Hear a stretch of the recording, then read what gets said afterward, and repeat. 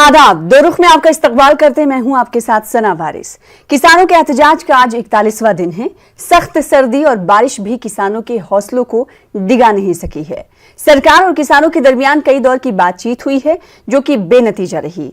Meeting से कबल फरीकैन की जानिब से मसले के हल की उम्मीदें जाहिर की जाती हैं, लेकिन मीटिंग के अख्ताम पर अगर कुछ हाथ आता है तो वो है सिर्फ तारीख पर तारीख का फिल्मी डायलॉग किसी हद तक इस आंदोलन में हो रही बातचीत पर फिट बैठता है।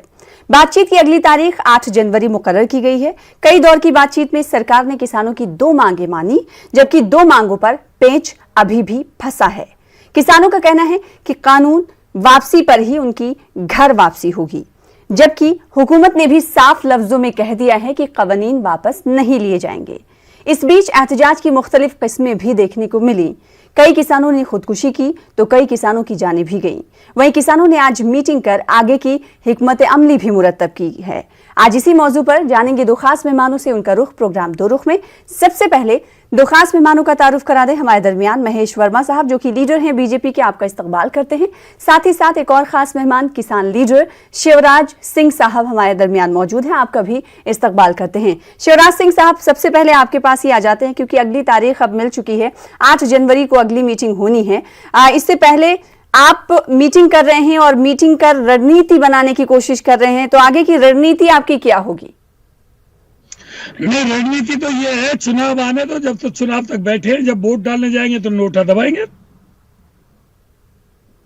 आने वाले चुनाव में नोटा दबाएंगे, तब तक यहीं बैठे रहेंगे। हम इंतजार करेंगे नोटा दबाने का समय कब मिले हमको। नहीं, सरकार से जो बातचीत होने वाली है उस बातचीत में अपनी बात को किस तरह से रखेंगे, किस ढंग से रखेंगे, क्या इस पर भी आप लोग चर्चा कर रहे हैं? कोई ज्योतिषी कह के गया इनसे कि हर 5वें दिन वार्ता करो। आज भी हो सकती थी, रेगुलर भी तो हो सकती थी। जब तक बात का समाधान ना हो रेगुलर भी तो हो सकती है। हर बार 5 दिन बाद की डेट देते हैं, जैसे कोर्ट में मिलती है, हर बार 5 दिन बाद की डेट देते हैं। सरकार की जो मंशा है वो साफ नहीं है, क्योंकि हमने गलती करी सरकार बना करके, अपना कीमती वोट दे करके उसी समय हम नोटा दबा देते तो सही रहते। महेश वर्मा साहब, किसान अब ये कहने लगे हैं कि हमने गलती की सरकार चुन करके। सरकार अगर उनकी अपनी है लेकिन उनके अपने मसाइल से आगही और उन्हें छुटकारा नहीं देना चाहती है। हर 5 दिन के बाद आप नई तारीख दे देते हैं। आज सरकार के सामने चुनौतियां बड़ी हैं, आखिर कैसे खत्म कराएगी सरकार आंदोलन, और क्या सरकार के सामने परेशानियां हैं कि इन कवानीन को रद्द नहीं किया जा सकता और नए ऑर्डिनेंस लाकर, नया कानून लाकर फिर से नए सिरे से इस हवाले से पेशरफ नहीं की जा सकती?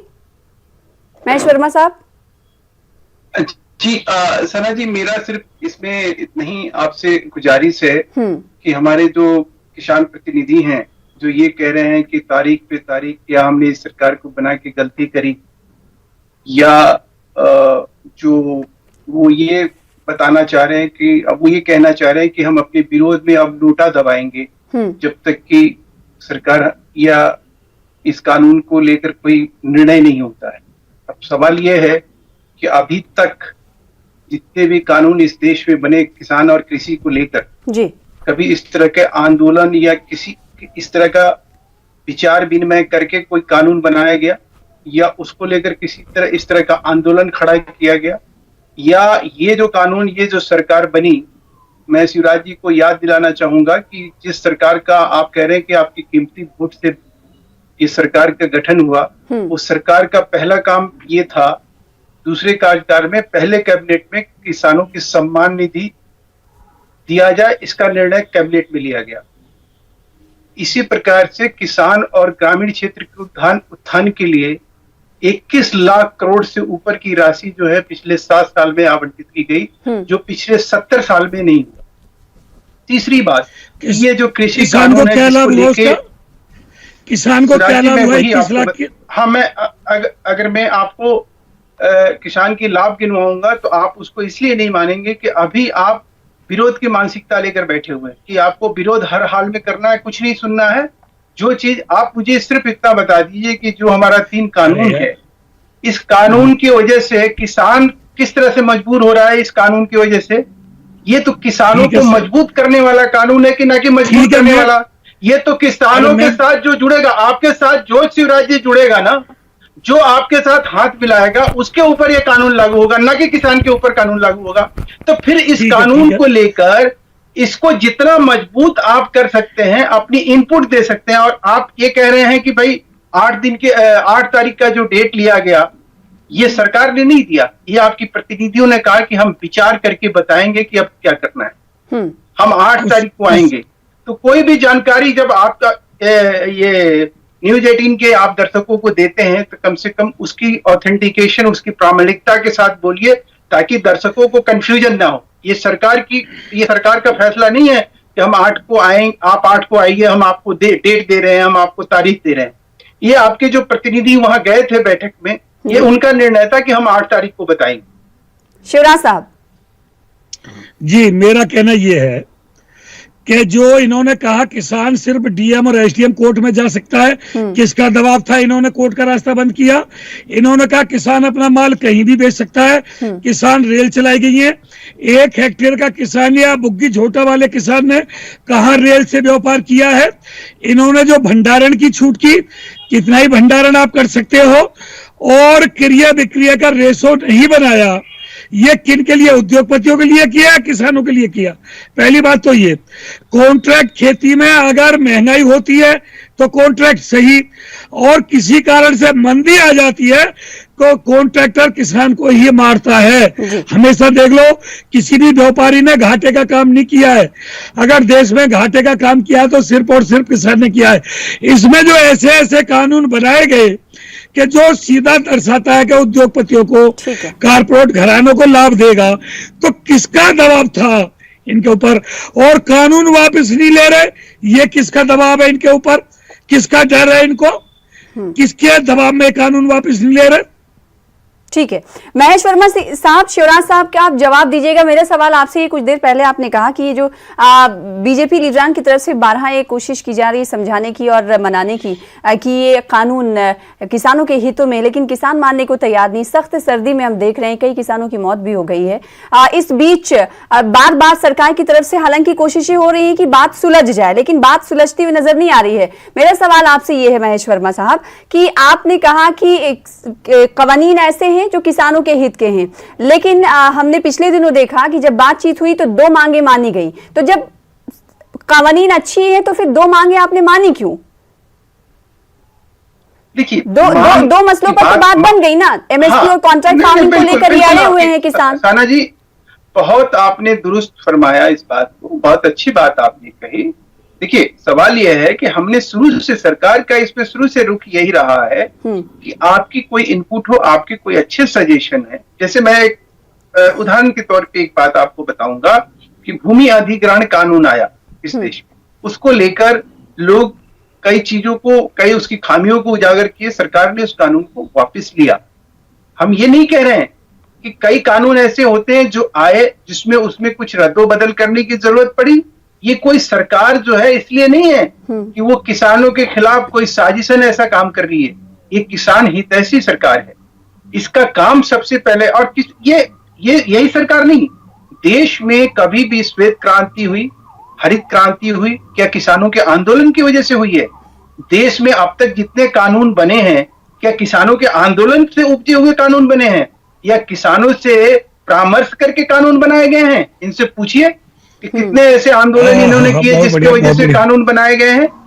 सवाल यह है कि जो महेंद्र सिंह, हमारे चौधरी महेंद्र सिंह टेकैत साहब, जो जिस चीज को लेकर यहाँ बोर्ड क्लब में लगभग 25 लाख किसानों के साथ जब वो बैठे, तो उनकी क्या मांग थी? याद करिए, यही मांग थी जो आज मोदी सरकार लेकर आई। आज 4 जून 2020 को राकेश सिंह टिकैत जो थे, उन्होंने इस बिल का समर्थन किया। महेश वर्मा साहब, सवाल ये है कि जब बीजेपी की सरकार नहीं थी, स्वामीनाथन आयोग को लागू करने की आप भी मांग कर रहे थे। जब आपकी सरकार है तो आप लागू क्यों नहीं कर देते? किसानों की तो यही मांग है। हमने, साना जी, बहुत जिम्मेवारी के साथ, बहुत ही जिम्मेवारी के साथ ये बात मैं आपके दर्शकों को आपके माध्यम से बताना चाहूंगा कि स्वामीनाथन आयोग अगर इस देश में लागू हुआ तो मोदी सरकार में लागू हुआ है। तो जो किसानों की 1.5 गुना कीमत, उसकी लागत की 1.5 गुना कीमत देने की जो चीजें तय की गई, ये मोदी सरकार ने तय किया। दूसरी बात, कि ये मोदी सरकार है जो खुद से चुनौती पैदा किसानों को लेकर अपने आप में किया है कि हम 2022 तक इनके आमदनी को दुगुना कैसे करें। हम उस दिशा में अगर प्रयास कर रहे हैं, हम उस दिशा में कुछ करने जा रहे हैं, तो देखिए किस तरह के नेता किसान आंदोलन का नेतृत्व कर रहे हैं। हनान मुल्ला, धन्यवाद आपके लिए, आपकी सोच के लिए और आपके लिए धन्यवाद। पाल जी माओवादी नेता, राकेश सिंह टिकैत लोकदल के चुनाव पे टिकट लड़े हुए पॉलिटिकल आदमी, कांग्रेस से एफिलिएटेड है। अब सवाल है कि ऐसे नेता जब किसानों की अगुवाई करेंगे तो कंफ्यूजन तो स्वाभाविक है। ठीक है शिवराज सिंह साहब, किसान आंदोलन पर भी सवाल खड़े हो रहे हैं कि किसान आंदोलन साजिश के तहत चलाया जा रहा है सरकार की जानिब से। जी, मैंने आज तक मेंबरी का भी चुनाव नहीं लड़ा। हाँ, और लगातार 35 दिन से रात दिन धरने पे बैठा हूं, 24 घंटे, और गांव में मेंबरी का चुनाव नहीं लड़ा। पूर्ण रूप से राजनीतिक सुन लो मेरी बात सुन लो। और वोट भी किया है तो मैं वोट भी किया है तो मौजूदा सरकार को किया है।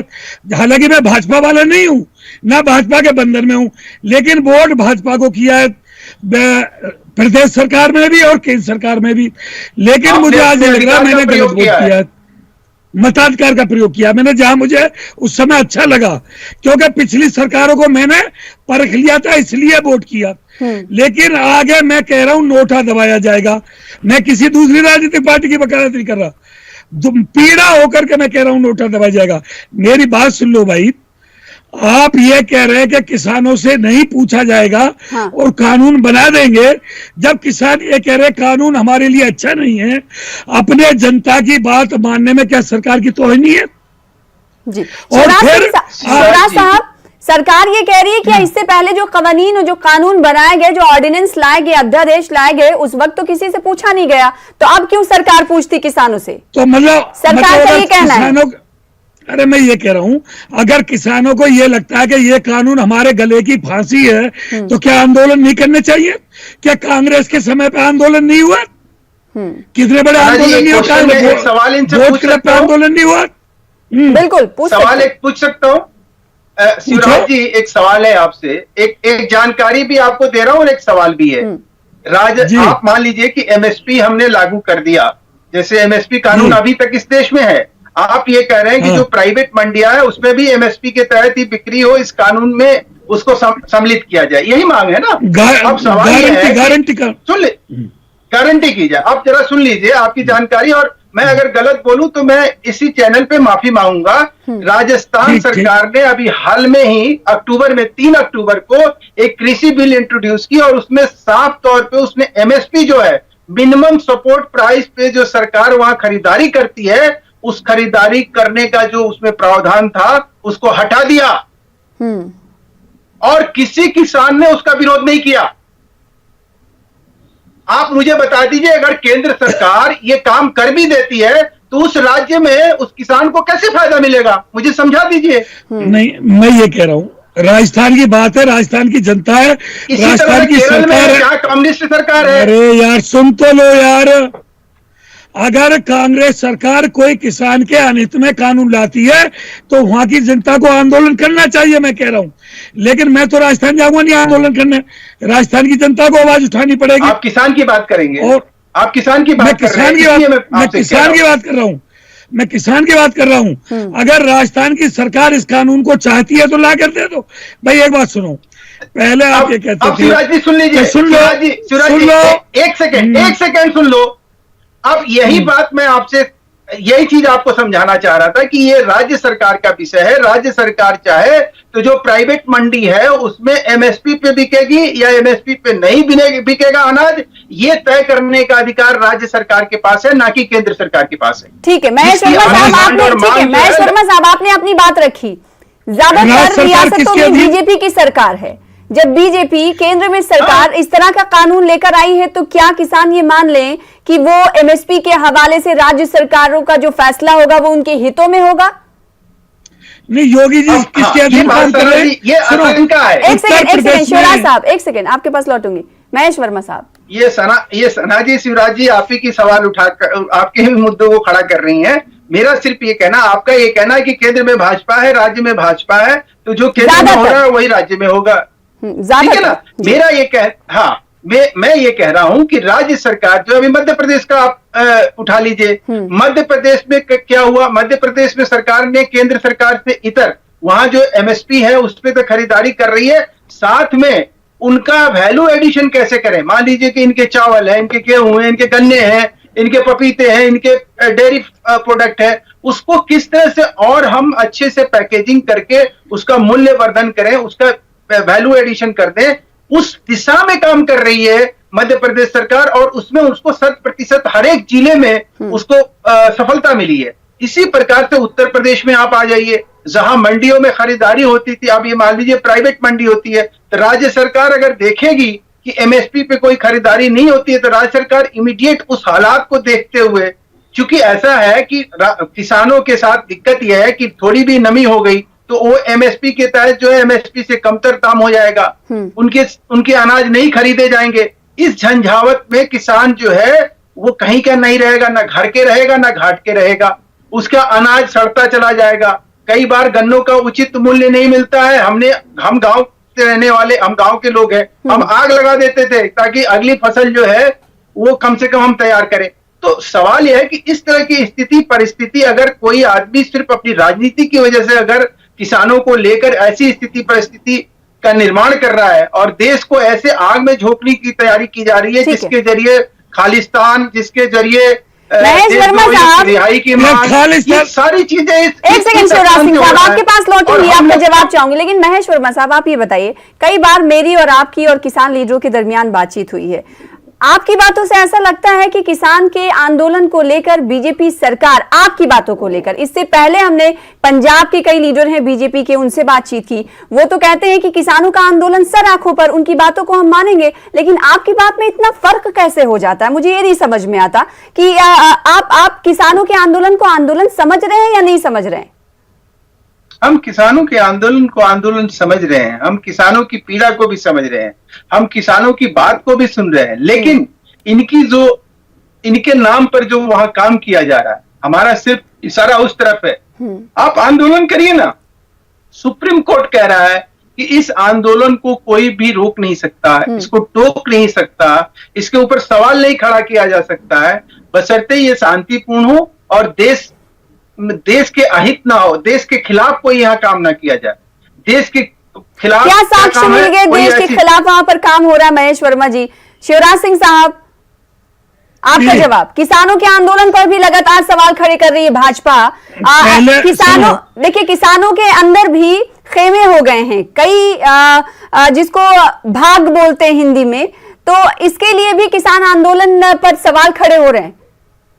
आखिर ऐसा क्या हो रहा है कि 2 खेमे, 4 खेमे, 4 भागों में बट रहा है किसान आंदोलन? नहीं, पहली बात तो पूरा देश का किसान शांतिपूर्वक आंदोलन कर रहा है। अब मेरी बात सुन लो, पहले तो ये कहते थे कि सिर्फ पंजाब का किसान है, फिर ये कहने लगे पंजाब और हरियाणा का किसान है, अब तो मध्य प्रदेश भी, राजस्थान भी, तुम्हारा महाराष्ट्र भी, राजस्थान, हरियाणा, उत्तर प्रदेश, बिहार, सब आंदोलन हो रहे हैं। अब तो खाली पंजाबियों का आंदोलन नहीं है भाई। ये कभी कहते हैं खालिस्तानी, कभी अब ये पेट नहीं भरा इनको गाली देते देते। अरे ये किसान है, देश का अन्नदाता है, शांतिपूर्वक दिल्ली के बॉर्डर पे बैठा हुआ है, आराम से कर रहा है। जहां प्रधानमंत्री की बहन की गालियां निकाली जाती है, ये आंदोलन का तरीका है, ये आंदोलन करने आए हैं।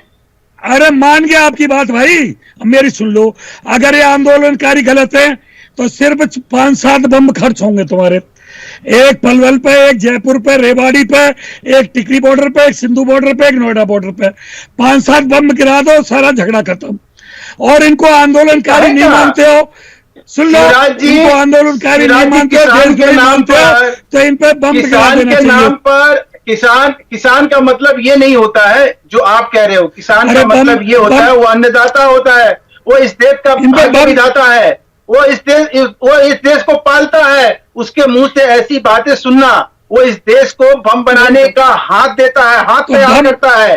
वो इस देश को जो है, वो इस देश को ऐसे अपने बेटों को सौंपता है, अपने सपूतों को सौंपता है देश की रखवाली के लिए। उसके मुंह से ये बात सुनना, ये तो अजीब सी बात है कि बम गिरा दो। अरे बम गिराना होता है तो हम गिराते क्या? मैं ये कह रहा हूं, इन देशद्रोहियों से बात क्यों कर रहे हो? अब क्यों वार्ता करते हो देशद्रोहियों से? देशद्रोही को तो गोली मार देनी चाहिए, देशद्रोही को तो फांसी पे चढ़ा देना चाहिए। ये दिल्ली के करेंगे? मैं भी देशद्रोही हूँ, इन देशद्रोहियों को पालेंगे, इन देशद्रोहियों को पालेंगे आप, इन देशद्रोहियों को देंगे, आप क्या करेंगे? मैं भी आपकी क्या ड्यूटी है? मैं भी देशद्रोही हूँ, आप भारत मेरे के अंदर भी नागरिक गोली हैं। मारो, आप सिर्फ किसान मेरे के नाम अंदर भी पर गोली नहीं, मारो। आप किसान के नाम पर प्रवचन करेंगे। आप अगर कोई आपका मंच गलत इस्तेमाल कर रहा है, देश के खिलाफ इस्तेमाल कर रहा है, आपके देश के प्रधानमंत्री को कोई की मां बहन की गालियां दे रहा है, आप उसको सुनेंगे? आप बताइए। मेरे भी गोली मारो भाई, मुझे भी फांसी पे चढ़ाओ, मैं अपने लिए भी कह रहा हूँ, मैं भी देशद्रोही, मैं भी देशद्रोही, उन लोगों की निंदा करिए जो आके इस मैं भी आंदोलन को देशद्रोही हूँ। बदनाम कर रहे हैं। नहीं शिवराज साहब, देखिए महेश वर्मा साहब की बात बेहद सही है। अगर आपके आंदोलन में कुछ शरपसंद अनासर जिसे असामाजिक तत्व कहा जाता है वो आते हैं और इस तरह की हरकत उनकी जानिब से की जा रही है, तो आप लोगों की तरफ से भी निंदा की जानी चाहिए। अच्छा ठीक है, मान लिया। हाँ। कल को मैं ये कह रहा हूं, मैं चौड़े में, मेरी बात सुन लो, मैं दलित प्रेरणा स्थल नोएडा में खुले स्थान पे बैठा हूं, कोई पहरा नहीं है। कल को आके हमारे यहाँ 4 बदमाश गोली चला जाते हैं और हमें ठां ठां करके मार जाते हैं, जिम्मेदारी किसकी है? बताओ किसकी जिम्मेदारी है हमारी सुरक्षा की? इनकी एएलआई, इनकी सीबीआई, इनकी ईडी कहां गई? इनकी गोली चलाने के मैं कर रहा हूं। नहीं, हम ये कह रहे हैं सना जी, मुद्दे से भटक रहे महेश वर्मा साहब। अच्छा ये बताइए, समाधान कैसे निकलेगा? देखिए, समाधान मुझे जहां तक लगता है इसमें कि सरकार जो है बहुत खुले मन से, सरकार का आगे कदम क्या होगा? हाँ, सरकार का जो अगला कदम होगा, मुझे जहां तक लग रहा है, क्योंकि मैं सरकार की और किसान के बीच की कोई मध्यस्थता नहीं कर रहा हूं या ना मैं उसमें कहीं हूं, लेकिन हाँ, यहां तक मैं जहां तक इसको करेक्ट कर सकता हूं वहां तक मैं पार्टी की तरफ से अपनी बात को जरूर रखूंगा, अपने विचार को जरूर रखूंगा कि हमारी मंशा ये है कि किसी तरह से सरकार के किसान, हमारे जो लीडर हैं, किसान जो हमारे प्रतिनिधि हैं, कोई ऐसे सार्थक बात लेकर आए और सरकार को समझाए। सरकार के जो प्रतिनिधि हैं वो भी किसान प्रतिनिधि को समझाएं और बताएं कि देखिए साहब, ये जो कानून है या इस कानून के जरिए जो आपने आंदोलन किया, इस आंदोलन के जरिए हम जो है ये कमर कसे इस बात के लिए कि किसान कैसे मजबूत हो। मजबूर हमें किसी को भी नहीं करना है। ये लोग आज के डेट में ये सोच रहे हैं कि हम सरकार को मजबूर कर दें कि वो हमारी बात को मान ले। ऐसा कुछ नहीं है। हम ये कह रहे हैं कि साहब, सरकार का ये कहना है कि किसान हठधर्मी का मुजाहरा ना करें। अगर 2 इश्यूज पर वो बात करना चाहते हैं एमएसपी और कॉन्ट्रैक्ट फार्मिंग को लेकर, तो सुझाव के साथ हमारे दरवाजे खुले हुए। तो सरकार भी हठधर्मिता ना करे भाई, इस कानून को लेकर के नाक कबाल न मनाए। अगर सरकार एमएसपी को गारंटी कानून बना देगी और ये 3 बिल वापस ले लेगी, सरकार की नानी नहीं मर जाएगी। अरे साना जी, मैं इनसे ये पूछा, मुझे ये बताइए ना कि अगर हम बिल बना भी देते हैं, ये जो कानून आया है, ये कानून अगर आप ना भी माने, कोई राज्य सरकार ना भी माने, तो केंद्र सरकार क्या कर लेगी उसका? तो लिख दो इसमें, जवाब दे दे मुझे। और पूरे हिंदुस्तान में भाजपा की सरकार है, मानेगी क्यों नहीं? 1-2 स्टेट छोड़ के पूरा हिंदुस्तान किसानों ने भाजपा में रंग दिया, केसरिया में रंग दिया। मैंने, शिवराज जी, मेरा ये कहना है, आपसे ये निवेदन है कि इसमें इस कानून को मानने की कोई मजबूरी किसान पर है ही नहीं। किसान के ऊपर ये कोई भी कानून का एक कोमा और फुल स्टॉप भी नहीं होता है। ये तो किसान के साथ जो हाथ मिलाएगा, जो किसान के साथ करेगा, जो किसान के खरीदेगा, उसके ऊपर सारा ये कानून है। मध्य प्रदेश में मुझे एक बात बता दो, सुनो, ये हिंदूवादी सरकार मानते हैं इसको, ज्यादा हिंदुत्व इसके अंदर है, तो दिल्ली पे अनुपात लगा लो आसपास, मोमडन कितना और हिंदू कितना, इसको हिंदू नहीं मानते आप। ये जो दिल्ली, या मुझे हिंदू नहीं मानते आप, मैं बाईकाश राजपूत हूं, मुझे हिंदू नहीं मानते आप। मैं रात खुले आसमान में बैठा हूं, इनको हिंदू नहीं मानती है सरकार। नहीं, देखिए बात किसानों की हो रही है, बात हिंदू मुसलमान की नहीं होती। अनाज सभी खाते हैं और अनाज को देने वाला हर किसी को किसान ही होता है। तो किसान के मुद्दे पर बात हम कर रहे हैं, तो बात किसानों की होनी चाहिए। महेश वर्मा साहब, सवाल यही उठता है, अच्छा सरकार इन तीनों कानून को रद्द करके कोई नया कानून नहीं ला सकती क्या? क्योंकि किसान लगातार यही मांग कर रहे हैं, कहाँ दिक्कत आ रही है? देखिए, हाँ, मैं अभी सना जी फिर आपसे कह रहा हूँ, जल्दी, पिछले पिछले 6 महीने में 40 लाख किसानों ने इसका फायदा उठाया। अभी 5 ऐसे केसेस हुए जिसमें अनुबंध किसानों के साथ हुआ था। ये कानून नहीं, इस कानून को लेकर मेरा सवाल था। हाँ, 40 लाख किसानों ने इसका फायदा उठा लिया। 40 लाख किसानों का इसका फायदा मिला। अब ये बताइए वो 40 लाख किसान क्या इसका विरोध करें या समर्थन करें? पहली बात। दूसरी बात, इसका समाधान जो है सरकार जो है निश्चित रूप से जल्द, मैं आपको बता रहा हूं, इसका सारा फॉर्मेट, इसका सारा प्रारूप जल्द से जल्द तैयार हो जाएगा और किसानों के हित में जो बढ़िया होगा, जो बेहतर होगा, ये मोदी सरकार वही करेगी। इशारे दिए जा रहे हैं कि किसानों को लेकर जो अच्छा फैसला होगा वो सरकार उठाएगी। किसान लीडरान को भी उम्मीदें रखनी चाहिए। बेहद शुक्रिया शिवराज साहब अपनी बातें रखने के लिए और महेश शर्मा साहब अपना मौक़िफ़ रखने के लिए, दो रुख में वक्त देने के लिए। फिलहाल इसी के साथ मुझे दीजिए इजाजत। कल फिर होगी बड़े मुद्दे पर बात। तब तक के लिए आदाब।